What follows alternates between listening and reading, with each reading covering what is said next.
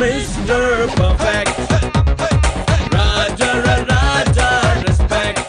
ಯಶಸ್ವಿ 100ನೇ ದಿನದತ್ತ ಮುನ್ನುಗ್ತಾ ಇರೋ ಸ್ಯಾಂಡಲ್ವುಡ್ನ ಈ ವರ್ಷದ ಬಿಗ್ಗೆಸ್ಟ್ ಬ್ಲಾಕ್ ಬಸ್ಟರ್ ರಾಜಕುಮಾರ ಸಿನಿಮಾನ ಮಾಜಿ ಪ್ರಧಾನಿ ಎಚ್.ಡಿ. ದೇವೇಗೌಡ ನೋಡಿದ್ದಾರೆ.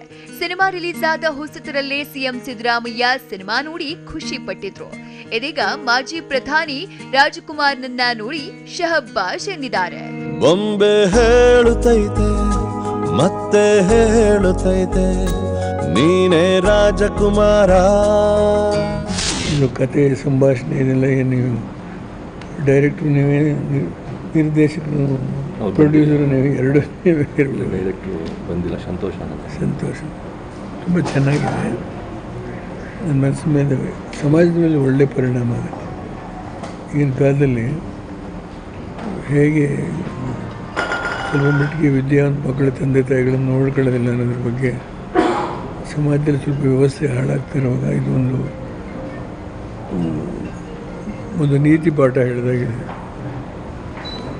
ಅದ್ರ ಬಗ್ಗೆ ನನ್ನ ಅಭಿಪ್ರಾಯ ಹೇಳೋದಾದರೆ ನಾನು ಕೊನೆಯವರೆಗೂ ನೋಡಿದ್ರೆ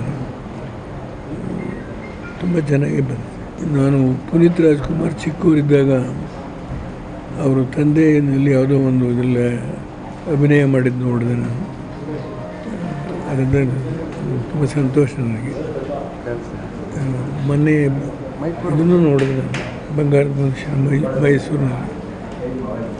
ಇಬ್ಬರು ಅಣ್ಣ ತಮ್ಮದಿರು ತುಂಬ ಚೆನ್ನಾಗಿ ಈ ವಯಸ್ಸಿನಲ್ಲೂ ಅದು ಈ ಫೈಟಿಂಗು ಅದೆಲ್ಲ ಮಾಡೋದಿದೆಯಲ್ಲ, ಅದಕ್ಕೆ ಸ್ವಲ್ಪ ಅಭ್ಯಾಸ ಮಾಡಬೇಕು. ಮೊನ್ನೆಯಷ್ಟೇ ಅಣ್ಣ ಡಾಕ್ಟರ್ ಶಿವರಾಜ್ ಕುಮಾರ್ ಅಭಿನಯದ ಬಂಗಾರ ಸನ್ ಆಫ್ ಬಂಗಾರದ ಮನುಷ್ಯನನ್ನ ನೋಡಿ ಪ್ರಶಂಸೆ ವ್ಯಕ್ತಪಡಿಸಿದ್ದ ಎಚ್.ಡಿ. ದೇವೇಗೌಡ ಇದೀಗ ತಮ್ಮನ ರಾಜಕುಮಾರ್ನನ್ನು ನೋಡಿ ಮೆಚ್ಚಿಕೊಂಡಿದ್ದಾರೆ.